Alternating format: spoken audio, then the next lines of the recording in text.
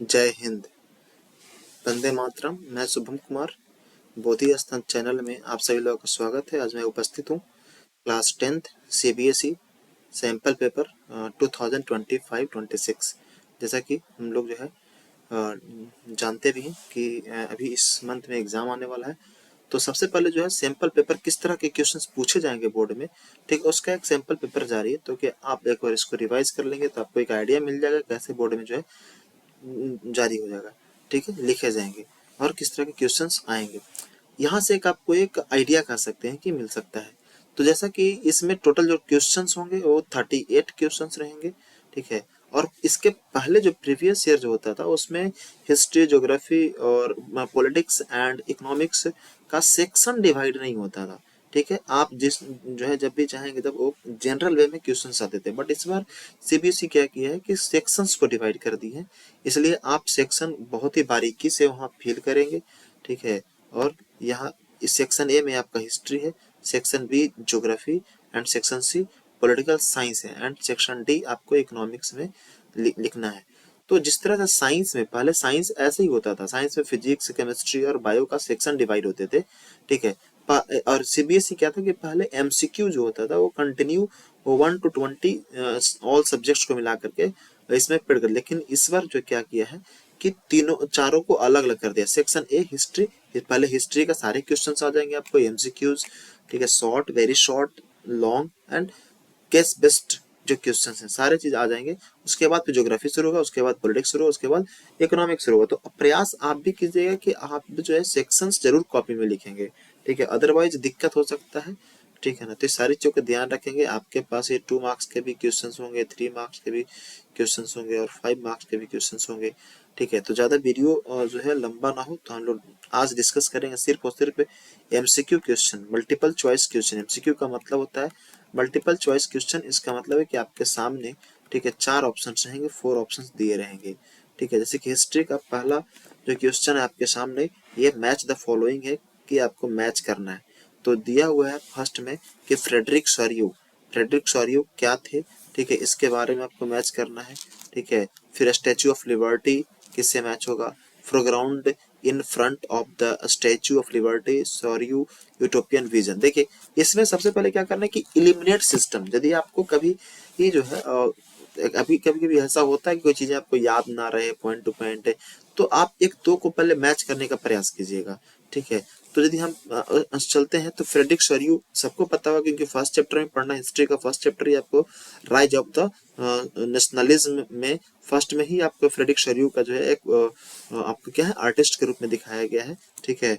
तो ये आपका आर्टिस्ट होंगे। ए का 4, देखिए ए का 4 कहाँ कहाँ है, यानी कि ये तो कंफर्म है कि ए का 4 ही होगा, यानी कि ऑप्शन 2 और 3 नहीं होंगे। जब भी होंगे ऑप्शन तो 1 होगा और ऑप्शन जो आपका होगा वो 4 होगा, ठीक है। अब मुझे 1 और 4 पर ही देखना है, तो बी का 1, ठीक है, यानी कि ऑप्शन नंबर बी का 1। बी का 1 स्टैचू ऑफ लिबर्टी।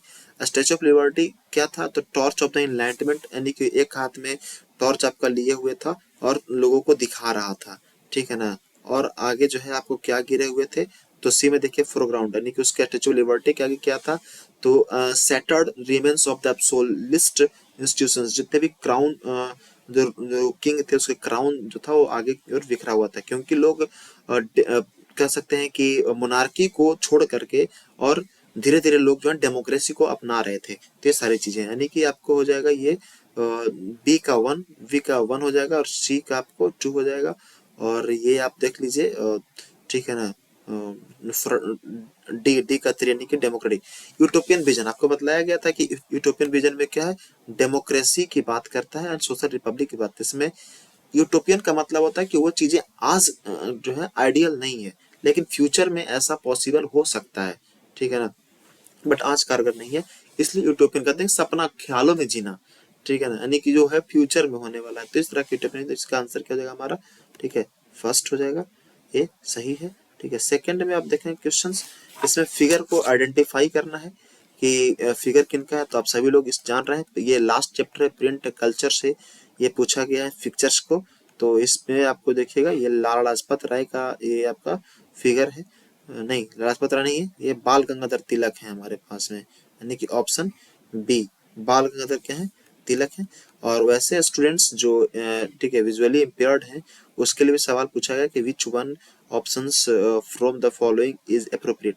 कभी कभी ये भी देख लीजिएगा कि आप, हाँ इसमें संयोग ये है, कोइंसिडेंस ये कह सकते हैं कि दोनों के ऑप्शंस जो है आपके बी ही सही है। ठीक है, तो कुछ लोग जो है स्टूडेंट्स नहीं समझ पाते हैं, तो आपके जो लिए जो सवाल है वो केवल ऊपर वाला ही पिक्चर वाला है। ये सवाल वैसे बच्चों के लिए है जो जिनका विजिबिलिटी का इश्यूज आता हो, ठीक है, जिनका जो है देख नहीं पाते बढ़िया से, उनके लिए ये सवाल है। ठीक है, इसलिए आप ऐसा ना करें कि जो है दोनों लगा देंगे, तो आप लगाइएगा। ठीक है, क्वेश्चन दोनों सेम ही है, कोई दिक्कत नहीं, ऑप्शन भी दोनों सेम ही रहता है। ठीक है, आगे आइए।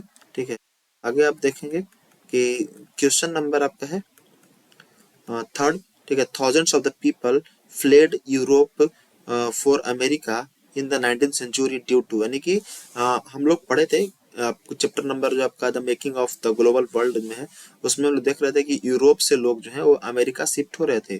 ठीक है, वहां से लोग बहुत थाउजेंड्स ऑफ द पीपल जो है वो भाग करके आ रहे थे 19th सेंचुरी में। उसके पीछे रीजन क्या था? तो रीजन ये था कि ऑप्शन देखिए कि widespread the poverty and the deadly disease, ठीक है, frequent the famine and the poor living conditions, continuous war and the political instabilities, ठीक है, harsh and the climate, ये सभी नहीं होंगे। वहां पे क्या था, डेजली डिजीज आ गए थे, गरीबी पॉवर्टी आ गया था यूरोप में। ठीक है, पॉवर्टी आने की वजह से लोग जो है अमेरिका जाकर के खेती कर रहे थे, इससे जो है और एग्रीकल्चर वर्क स्टार्ट किए थे। तो पॉवर्टी की वजह से और डेडली डिजीज जो कि आपका चिकन पॉक्स टाइप का जो है डिजीज आ गया था। Question number 4। ठीक है, Louis Sebastien Mercier proclaimed the tremble therefore tyrants of the world and tremble before the virtual writer who were referred to as the tyrants in the this context। तो आप इसमें देखेंगे कि इसमें जो लुइस सेबेस्टियन जो था एक म्यूजिक जो है का काम म्यूजिक वाले जो है चीजों को उजागर कर रहे थे। आपका ये देखेंगे तो लास्ट चैप्टर से है जो कि मोनार्की को हटाने के लिए, ठीक है, इस तरह की चीजें किया गया था लुइस सेबेस्टियन मर्केर के लिए। ठीक है, तो आपका solid the institution like the monarchy and the church, ठीक है, उनके कॉन्टेक्स्ट में ये चीजें बोला गया, चर्च के खिलाफ था। ठीक है ना, तो आपको 4 का आपको आंसर जाएगा आपको बी। ठीक है, ज़्यादा हम डीपली डिस्कस करेंगे तो आपका वीडियो थोड़ा ज़्यादा लंबा हो जाएगा, इसलिए हम लोग को जल्दी जो है फास्ट में हम लोग को क्या करना है कि एमसीक्यूज को पहले कंप्लीट कर लेना है। बाकी देख लीजिए इस तरह के क्वेश्चंस आपके पास में आएंगे, 2 मार्क्स के क्वेश्चंस यहाँ पर हैं। वेरी शॉर्ट क्वेश्चन जो है हिस्ट्री से केवल और केवल एक है, और सभी क्वेश्चन में और करके सवाल दिया हुआ है। तो आप ये भी ध्यान रखेंगे कि क्वेश्चन, ठीक है, दो में से कोई एक ही बनाना है। कभी कभी स्टूडेंट्स क्या करते हैं कि दोनों सोल्व कर देते हैं, 5A एंड 5B। ठीक है ना, तो आपको जो है दो में से कोई एक ही बनाना है। तो आप ये क्वेश्चंस एक बार देख लीजिएगा, आपके सामने ये है। ठीक है, यदि मैं इसको डिस्कस करूंगा तो वीडियो लंबा हो जाएगा। आप एक बार मुझे बता दीजिएगा कमेंट करके कि हाँ इसको भी थोड़ा डिस्कस कीजिए सर, तो मैं उसको क्या करूंगा, डिस्कस कर दूंगा। ठीक है, बट इस वाले वीडियो में जो है केवल सिर्फ और सिर्फ हम लोग एमसीक्यू देखेंगे। तो नेक्स्ट हमारा हिस्ट्री में केवल केवल 4 एमसीक्यू है। उसके बाद आप देख लीजिए इस तरह की चीजें हैं जो कि सवाल पूछे गए हैं, या आपका रीड द पैसेज भी है। ठीक है, जो कि 4 मार्क्स के पैसेज पूछते हैं। मैप स्किल्स है, ठीक है, मैप स्किल्स में आपको मैप वहाँ प्रोवाइड किए जाएंगे। ठीक है, नेक्स्ट हमारे पास जो क्वेश्चन है, ठीक है, ज्योग्राफी का, ज्योग्राफी में फर्स्ट हमारा जो एमसीक्यू है स्टार्ट होता है क्वेश्चन नंबर 10 से। कहता है what is the essential for the resource development to contribute to overall development. किस टाइप का जो है एसेंशियल है रिसोर्स में कंट्रोल ओवरऑल डेवलपमेंट के लिए। तो आप इसको ऑप्शन को पहले पढ़ना, the ability of the resource alone in enough.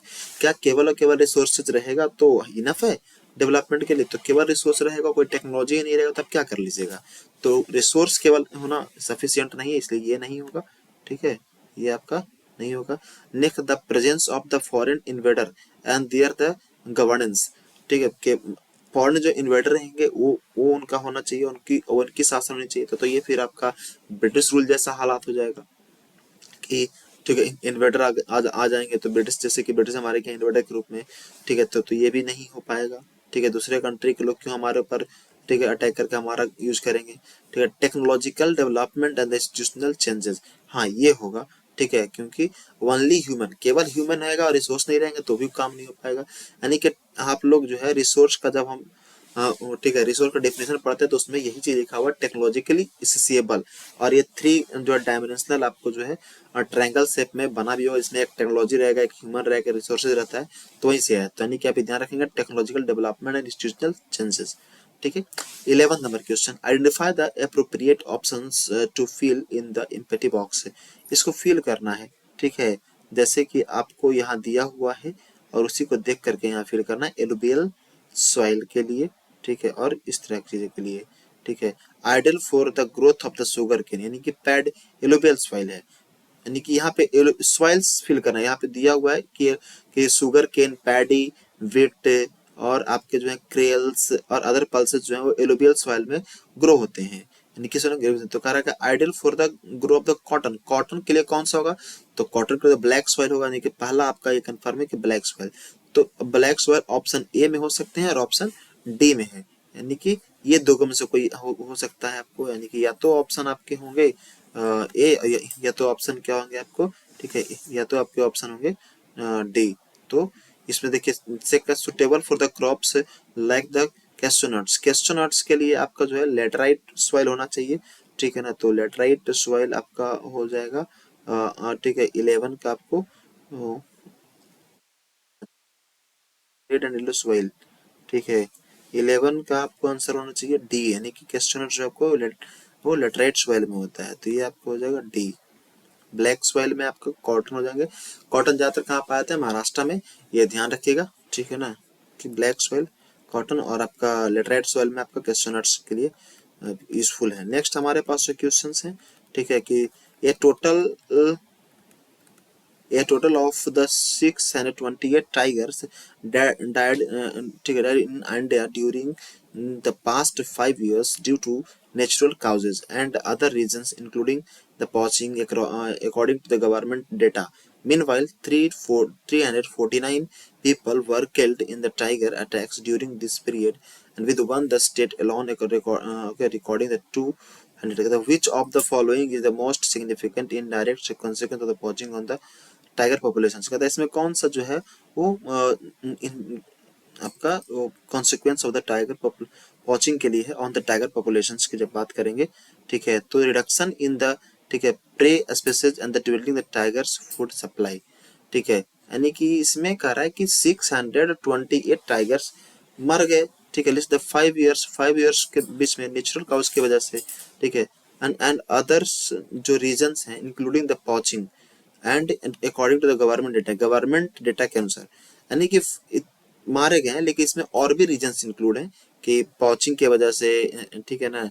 और गवर्नमेंट डेटा के अनुसार 349 जो आपका है वो peoples were killed in tiger attacks, और 349 जो है पीपल मारे गए हैं जब टाइगर के अटैक होने के बाद, विथ वन स्टेट, केवल और केवल एक ही स्टेट में जो है वो 200 डेथ हुए, यानी कि 628 टाइगर तो डेथ किए हैं, ठीक है ना, नेचुरल कॉजेज की वजह से। लेकिन यहाँ पर पॉचिंग की भी हो सकता है, लेकिन केवल कल टाइगर ही नहीं है, यहाँ पे जो है कुछ पीपल्स भी जो है टाइगर जब अटैक किए तो पीपल भी मारे गए हैं।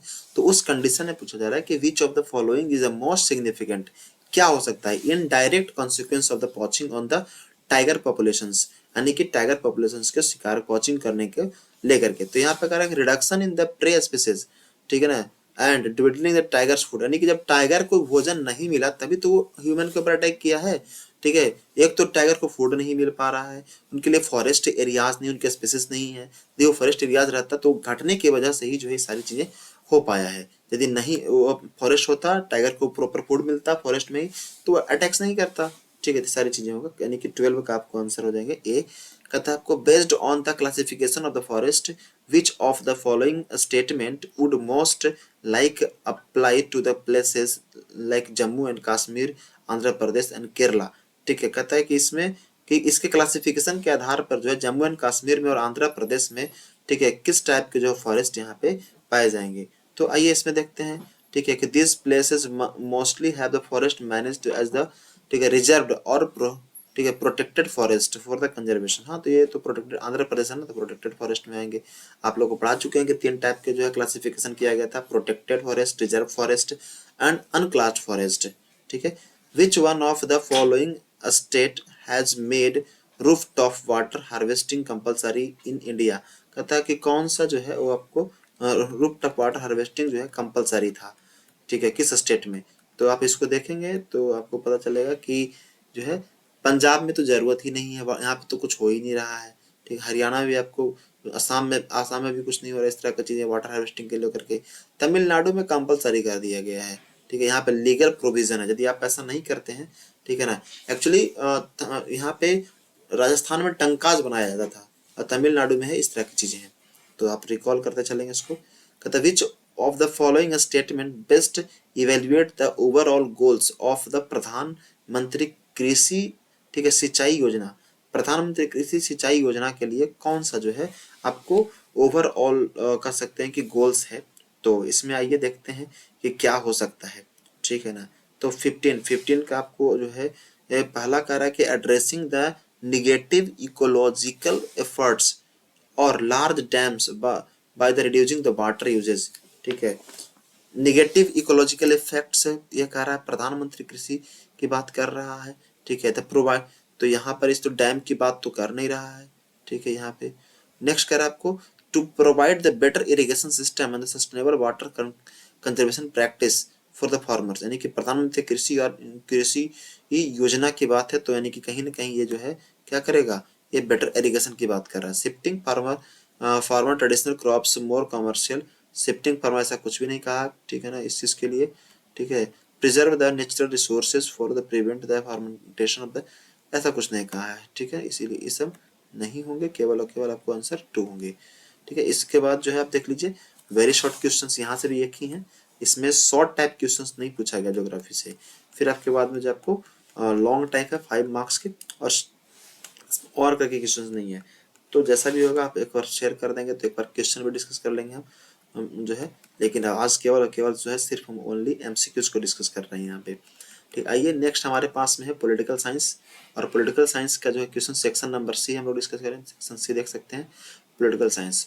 कहता है which of the following statements are true with respect of the ethnics composition of the Belgium. Belgium की बात कर रहा है, बेल्जियम में एथनिक कंपोजिशन की बात कर रहा है। तो नंबर 1 कर रहा है कि 59% of the total population of the Belgium lives in the Wallonia region and speak French. नहीं, 59% डच बोलते थे, ये आप लोग को पता होना चाहिए कि 59% जो है आपके डच स्पीकर थे, एंड 40% जो है वो आपका फ्रेंच था। तो यहाँ पे ये, ठीक है, डच लिखा है, तो यानी कि दोनों को दोनों क्या है, ये आपके दोनों रॉन्ग है, ठीक है। यानी कि फर्स्ट और सेकंड आपका क्या है, रॉन्ग है। तो फर्स्ट सेकंड नहीं हो सकता, फर्स्ट तो होगा ही नहीं। देखिए ऐसे में जब भी ऐसा रहता है इलिमिनेशन विधि, इलिमिनेशन सिस्टम को अपनाइए, फर्स्ट नहीं होगा, ठीक है। जब फर्स्ट नहीं होगा तो ए आपको छड़ जाएंगे, ए खत्म, ठीक है। आपको हो जाएगा सी, आपको नहीं होगा क्योंकि फर्स्ट इसमें भी आ रहा है, ठीक है, डी इसमें भी आ रहा है। तो जब भी ऐसा है तो कोई तो 4 आपको इसमें एक कंफर्म पता होगा। तो देख लीजिए, तो फर्स्ट में ही पता था कि 59 में आपको क्या है, इसको भी याद करने का तरीका बहुत सारे लोगों का जैसे याद होगा आप लोगों को, तो ठीक है, ठीक है। 59 आपको है, तीसरा का डी लिखा है, डी हम लोग कैसे लिखते हैं, ऐसे लिखते हैं, ठीक है। तो यहाँ पे समझिए इसको, इसको डी बनाइए ऐसे, यानी कि आपको 59 से आप जो है इसको याद रखिए डच, ठीक है ना, इसको आप याद रखिए डच। 59 क्या है, डच है, ठीक है। 40 जब भी आ जाए तो हम लोग एफ ऐसे लिखते हैं, ठीक है, इस तरह सिस्टम लिखते हैं, तो यानी कि हम लोग 4 ऐसे लिखते हैं। इसका ये ध्यान रखिए कि 40 मतलब फ्रेंच, ठीक है। तो इसमें जब भी हमारा क्या होगा 3 एंड 4, 3 में क्या आ रहा है कि आपको 1% जर्मन लैंग्वेज यूज करते थे, 80% जो आपके हैं people speak the okay French and 20% Dutch. ये देख लीजिए, ठीक है। आपको ये कोलिजन गवर्नमेंट की बात कर रही है, दो दो स्टेयरिंग दिया हुआ, एक इधर दिया हुआ एक इधर दिया हुआ। तो कोलिजन गवर्नमेंट में क्या होती है, ठीक है ना, 2 स्टेयरिंग होते हैं, 2 लोग जो है क्या करते हैं उसको यूज चलाते हैं, तो उसी से ये इंस्पायर होकर के बनाया गया। तो कोलिजन गवर्नमेंट यानी वैसी वैसी गवर्नमेंट जिसमें, ठीक है, 2 and more parties alliance and come together and run the government, ठीक है ना, मेक द गवर्नमेंट, ठीक है। यहाँ पर भी जो विजुअली इम्पेयर्ड बच्चों के लिए क्वेश्चंस है, तो ये आपको लोग के लिए नहीं है, तो इसका भी आंसर आपका क्या होगा, यही होगा, ठीक है। Consider the following case and choose the correct option, ठीक है। यहाँ पे कंसिडर करना और करेक्ट ऑप्शन को क्या करना है, चूज करना है कि इसमें से क्या होंगे, ठीक है ना। तो इसमें देखिए क्या होगा, कहता है आपको कि suppose the government of the India plans to issue the new currency, यानी कि प्लान करती है कि न्यू करेंसी क्या करना है, इशू करना है। नोट्स ऑफ द डिफरेंट ठीक है denominations in order to curb and the influence of black money okay, black money को समाप्त करने के लिए, जब्त करने के लिए, क्रैब करने के लिए, the government of one state is opposed to this policy of the central government, can the state government stop union government from implementation this policy. तो ये किसके अंडर में आएगा, ठीक है ना, क्या स्टेट गवर्नमेंट के पास पावर है कि इस पॉलिसी को रोक सकती है? तो स्टेट गवर्नमेंट के पास कहाँ होगा जी, आरबीआई इशू करती है ना, तो आरबीआई किसके अंडर में है, यूनियन लिस्ट में है, इसलिए ठीक है ये स्टेट गवर्नमेंट कभी नहीं कर सकती है इसको रोकने का काम। सो करे क्यों, no, because the currency is the subject of the union list, बात सही कर रहा है, ठीक है। नेक्स्ट, आगे आपसे पढ़ने की जरूरत नहीं है ना, हो गया आंसर, मुझे मिल गया, ठीक है ना। दोनों गवर्नमेंट की अप्रूवल नहीं चाहिए, यहाँ लिख रहा है कि both approval of the both government, क्यों, केवल और केवल यूनियन लिस्ट का, लोकल गवर्नमेंट का कोई इंपॉर्टेंस ही नहीं है इसमें। कहता है टू स्टेटमेंट्स असर्शन रीजन के सवाल से, ठीक है ना, assertion and reason. First question कह रहा है आपको कि exclusive attention to caste can produce the negative result in the democracy. यदि कोई भी ऐसा कास्ट है तो एक्सक्लूसिव अटेंशन होगा तो उसके क्या हो सकते हैं कि निगेटिव इम्पैक्ट पड़ेगा, कास्ट उसका रिजल्ट होगा, ठीक है ना। तो इस तरह की चीजें हैं। इसके बाद कह रहा है आपको कि it can divert the attention from the other important issues, this the leading to the tension conflict and कहता है कि जब कोई एक्सक्लूसिव अटेंशन है यानी कि कास्ट के रिगार्डिंग में कोई भी चीजें ऐसी चीजें जो कि उसको इंक्लूसिव नहीं किया गया, बाहर रख दिया गया, एक्सक्लूसिव बाहर कर दिया गया है, ठीक है। जैसे कह सकते हैं ना कि जो है मार्जिनल ग्रुप्स या फिर वैसे जो लोग जो मेन स्ट्रीम्स में नहीं है उनको कास्ट के रिगार्डिंग में उसके साथ जो है शामिल नहीं किया गया सोसाइटी में है, इस तरह आज भी एक्सेप्ट नहीं कर रहा। तो ये क्या है, डेमोक्रेसी का नेगेटिव इम्पैक्ट है, ठीक है। और जब डेमोक्रेसी का नेगेटिव इम्पैक्ट है तो इससे क्या होगा, वैसे लोग जो हैं वो टेंशन क्रिएट कर सकते हैं, ठीक है ना, कॉन्फ्लिक्ट कर सकते हैं या फिर वो इवन वायलेंस भी कर सकते हैं, क्योंकि उसको मेन स्ट्रीम में हम लोग रखे नहीं है, ठीक है ना। इसलिए क्या हो जाएगा, ये बोथ आर करेक्ट है और इसका एक्सप्लेनेशन भी सही कर रहा है, ठीक है। तो ये चीजें हैं। उसके बाद आ जाइए, ये देखिए, ये आप जो है यदि आप नेक्स्ट हम लोग आते हैं इकोनॉमिक्स के ऊपर, ठीक है, ठीक है ना। इकोनॉमिक्स में इकोनॉमिक्स कहता है कि unemployment is caused, unemployment caused है, क्यों, क्योंकि more workers are employed than actually required, ठीक है ना, यानी कि ज्यादा वर्कर्स काम करते हैं जितनी की जरूरत होती है, तो यही है आपका अनएम्प्लॉयमेंट का रीजन, ठीक है ना। क्योंकि जितने वर्कर्स की जरूरत है उससे ज्यादा लोग काम करेंगे तो अनएम्प्लॉयड हो ही जाएगा, ठीक है ना, या डिस्कस्ड या हिडन कर सकते हैं, ठीक है।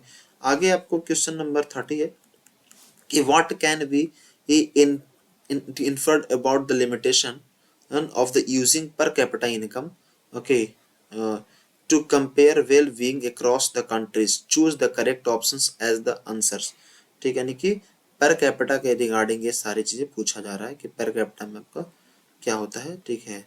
तो व्हाट इज दैट, कहता है कि इट शोज हाउ इक्वली और unequally income is distributed among the people in the country, the only major need to the understand the country development per capita, it gives the basic ideas in economic well-being and the, कहता है आपको किस क्या answer इसका हो जाएगा, तो ये 30 का कह रहा है कि it gives the basic ideas economic well-being and the but hide the income of the inequality, ठीक है ना, यानी कि जो है पर कैपिटा इनकम आप लोग पढ़े होंगे कि जितना भी नेशनल इनकम होता है उसके पॉपुलेशन से डिवाइड कर देंगे तो पर कैपिटा इनकम निकल जाता है, जिसमें क्या है एक बेसिक मिल जाता है, तो ओवरऑल रियल जानकारी नहीं मिलता, रियल इन्फॉर्मेशन नहीं देता, क्योंकि इसमें एवरेज हम लोग निकाल लेते हैं, है ना, क्योंकि डिवाइड करके निकालते हैं। ये इनकम की इनक्वालिटीज है उसको हाइड कर देता है, जैसे किसी को जो 20,000 मिल रहे हैं, किसी को 15 मिल रहे हैं, किसी को 10,000 मिल रहे हैं, और पूछा जाएगा तीनों का, तो तीनों को जब हम एवरेज निकाल देंगे तो इक्वल कर देता है, जो कि इनकम रियल में है नहीं उतना, तो इनइक्वालिटीज को क्या करता है, हाइड करता है ये, ठीक है।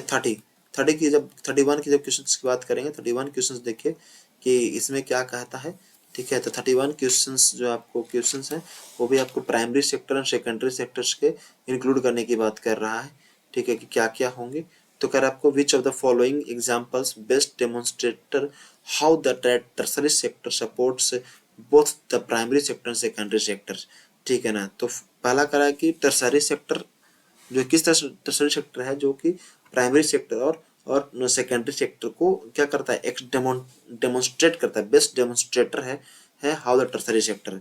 तो कहता है फैक्ट्री मेक्स, फर्स्ट कह रहा है कि farmer grow the vegetables and the sell the directly to consumer without no transport, बिना कोई ट्रांसपोर्टेशन के कैसे वो सेल करेगा, तो यहाँ पे कहाँ से ठीक है आपको है टर्सरी सेक्टर का इन्वॉल्वमेंट है। ठीक है, a factory makes shoes and use the raw materials like the leather, create the products and relying on transport and retail the store to distribute the shoes. हाँ, ये आपको यहाँ पे सब चीज कर रहा है। ठीक है, कहता है ए बेकरी, यहाँ पे कह रहा है कि delivery sent to the bread to local shopkeeper sell without the indirect involvement of the raw material. बिना रॉ मटेरियल कैसे बनेगा आपको bakeries. A company produce the furniture from the wood and but that does not require the any transport। ये भी गलत है आपको, क्योंकि यहाँ पे ट्रांसपोर्ट का यूज ही नहीं कर रहा है, इसलिए ऑप्शंस क्या होंगे आपको बी हो जाएंगे। ठीक है, 32 यानी कि 2 और क्वेश्चन रह गए। Which one of the following issues currency notes in India, हमारे के यहाँ करेंसी नोट्स कौन जारी करता है, RBI reserve bank of India जारी करेगा। ठीक है, अब एक लास्ट आपका क्वेश्चन है 33, सॉरी 34 भी है। ठीक है, 33 क्वेश्चन कह रहा है कि person Z try to the explain how the, ठीक है, requirement of the double coincidence of want in the water system limits trade the exchange, which of the following justification do you think, यानी कि कौन सा इसमें जो है आपका वाटर सिस्टम का एग्जाम्पल बेस्ट है।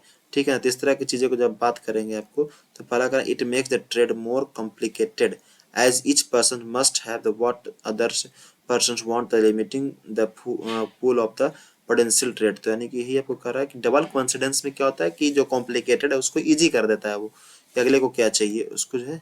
ठीक है ना, क्योंकि वीडियो थोड़ा सा लंबा और इसलिए मैं थोड़ा सा फास्ट कर रहा हूँ। ओके, नेक्स्ट हमारे पास में नेक्स्ट एंड लास्ट क्वेश्चन है हमारे पास। ठीक है, कि इसको मैच देकर मैच करना है, मैचिंग कर लीजिए कि क्या क्या होगा।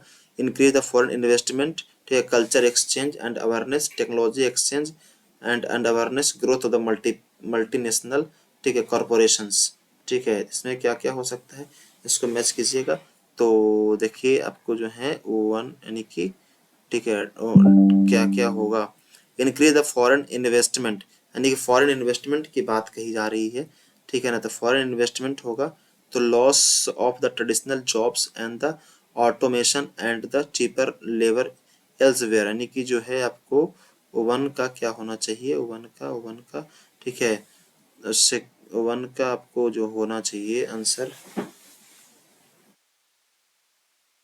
Cultural and exchange, cultural and exchange. ठीक है,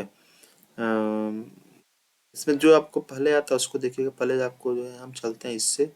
ठीक है, कि growth of the multinational corporations.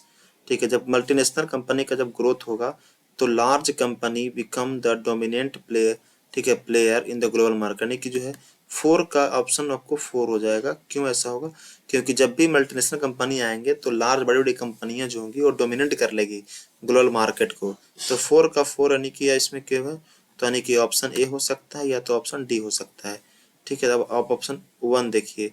ठीक है, वन में क्या रखा है, इंक्रीज द फॉरेन, जब भी फॉरेन इन्वेस्टमेंट इंक्रीज करेगा तो हमारे जो ट्रेडिशनल जॉब हैं जो कि परंपरागत चली आ रही हैं वो खत्म हो जाएगा, यानी कि वन का आपको 2 हो जाएंगे। ठीक है, cultural exchange and awareness, expansion of the global market and access to the technology. ठीक है, यानी कि 2 का आपको आंसर क्या होना चाहिए, spread the culture practice and ideas and values, ये आपको हो जाएंगे 3। And technology exchange and awareness, इससे क्या होगा, ग्लोबल मार्केट क्या करेगी, एसेस करेगी। ठीक है, तो ये आपको हो जाएगा कि ऑप्शन नंबर आपको हो जाएंगे डी। तो ये आपको जो है 20 एमसीक्यू क्वेश्चंस हो गए हैं। ठीक है, इसमें कोई भी आपको जो है डाउट्स होगा या फिर किसी भी क्वेश्चंस में होंगे, ठीक है ना, तो आप पूछ सकते हैं। ये आपको देखिए मैपिंग का सवाल दिया हुआ है, मैप के लिए आपको ऐसे मिलेंगे बोर्ड एग्जाम में। ठीक है, तो ये आज का जो है टोटल जो है 20 एमसीक्यू डिस्कस किए हम। और जो है आप लोगों को कैसा लगा इसका फीडबैक जरूर दीजिएगा, ताकि हमें भी जो है मोटिवेशन मिल सके कि हाँ इस तरह की चीज़ें मुझे जो है बनाना है और आपको इससे हेल्प मिल रहा है। तो आई होप इससे आपको बहुत ज़्यादा ही हेल्प मिला होगा। तो हम उम्मीद करते हैं कि आप लोग जो है इसको जो है देखेंगे और सोल्व करने का प्रयास करेंगे। हाँ, एक चीज़ और भी है कि जो हो सके तो लोग शेयर कर दीजिएगा, सब्सक्राइब कर दीजिएगा, क्योंकि आपके सपोर्ट की वजह से ही जो है पॉसिबल हो पाएगा। तो आज के लिए बस इतना ही, एंड थैंक यू और एवरीवन।